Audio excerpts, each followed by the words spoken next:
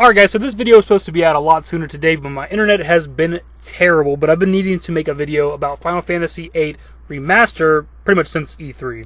I actually made a video earlier this year about how Square Enix refuses to remaster this game, and I'll be damned if just like 3 or 4 or 5 months later, they're already remastering it. We currently don't have a release date, but we do know it's coming out sometime 2019 for all platforms.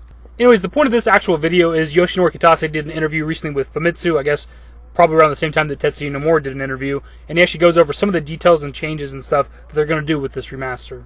So first up, we're going to look at the visual changes that they're doing with this game. They're completely redoing the character models entirely. Like, they're not just taking the character models from the original PlayStation version and just making them look better. They're actually completely changing some of the characters, if not all of them. So right here we have a side-by-side image of Quistis and Squall. As you can tell, for one, obviously the character models are just cleaned up a lot more. Quistis looks pretty much the exact same as she did in the original, but Squall's drastically different. It's a more modern version of Squall, something like what he looks like in the Dissidia series, for example.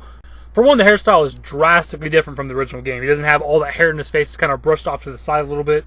The jacket seems to fit him a little bit better. It doesn't look quite as bulky. It looks like there's a little bit less fur around his neck, and that necklace isn't quite as long.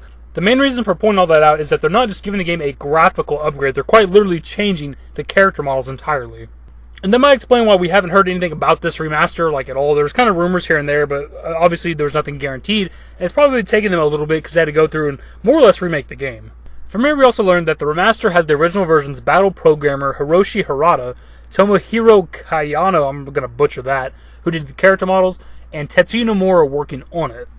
I think this is pretty crazy too, because this is just a remaster of a game that came out in the 90s, a game that came out like 20 plus years ago, and they're treating it almost like a brand new game. Like, they're bringing back, it's almost similar to the remake for FF7 in a lot of ways. Like, they're bringing people back who worked on the original game. They're bringing in Tetsuya Nomura. Like, they're treating this with a lot of respect. Like, they want people who initially worked on this game to help just simply remaster it, which I find crazy as hell. And I think part of that is because the fans have been wanting this for a very long time. They've been demanding this game for a very long time, and I think they want to do the best they possibly can with this remaster. So they're like, let's just bring in the people that actually worked on it. We also learned that the game will have battle assistant stuff, just like 7 and 9 had. Battle reinforcement keeps HP and ATB at maximum, allowing special skills to be activated at any time. No encounters turn off and on battle encounters. Triple speed, all scenes advance at 3 times the speed, excluding movies.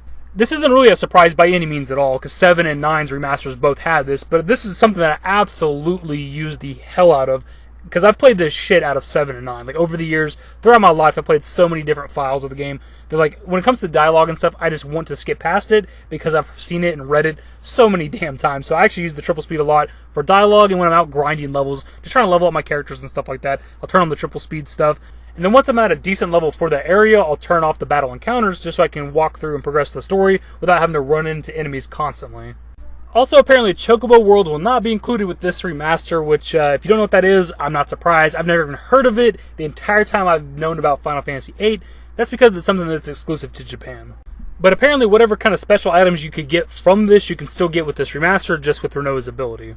Kitase also goes on to say, Final Fantasy VIII was the first work that we'd use motion capture on. At the time, we didn't know how things worked, so we made the actor use a heavy gun. Looking back now, I get the cold sweats thinking about any worst case scenario accidents that could have happened. So I'm assuming when he's talking about that, he's referencing motion capture for Squall, since Squall has a gigantic gun blade that he uses.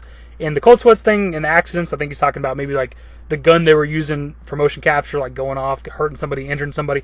I don't know exactly, but I guess that's kind of cool. I didn't know this was the first game where they ever used motion capture. I didn't even know this game had motion capture, but that's kind of cool, I guess.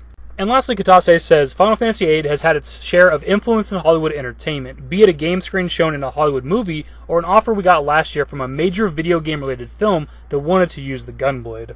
I'm really not sure at all which movies would have had like a game screen from FF8 in the background or whatever. I'm sure if you went on like the Final Fantasy VIII Wikia, it'd probably tell you like trivia or whatever of whatever movies it's appeared in. But as for the movie that wanted to use the gunblade, that pretty much has to be Ready Player One, right? And that's pretty much it for the interview itself and the changes coming to the game. Obviously, it wasn't going to be like an extensive list of stuff. They weren't just going to add a bunch of shit that wasn't in the original game. They're just going to add in the battle system stuff and make the characters look a little bit better. As for the video I made a couple months ago about Square Enix refusing to remaster Final Fantasy VIII, prior to the actual remaster announcement, this video had like a couple thousand views, had like 70 or 80 likes, 0 dislikes, not one dislike on the video, everybody in the comment section agreeing with me.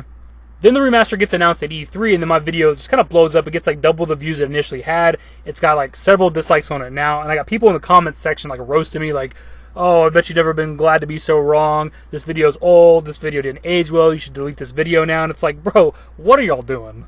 And don't get me wrong, I'm not bitching or complaining. I've been on YouTube for years at this point. I'm used to this type of stuff. It doesn't bother me in that way. Like, I'm not hurt by it. I just wanted to address it in a video. Them announcing a remaster doesn't make that video wrong, doesn't make that video out of date or anything like that. Up to the point of me making that video, they had refused to give this game a proper HD port or remaster for years, but they kept doing it for 7 and 9. Like, that video needed to be made. I made a video like that. Other people out there made a video like that. And videos like that definitely, I think, contributed to the remaster actually happening. Not that my video itself had any sort of effect. It had very little views in the grand scheme of things. But I think people out there making videos on YouTube and talking about it on social media definitely put it in their mind to, like, finally make this damn game. I think it's pretty clear that people wanted it. And I'm completely excited for this remaster to come out. That's all we're waiting on now is an actual release date, because this is a game that I've owned for years. Multiple times throughout my life, I've owned different physical copies of this game and never actually completed it. I've gotten pretty far, like 3rd or 4th disc, but just never completed the entire story, and I'm going to do that this time once this game finally comes out.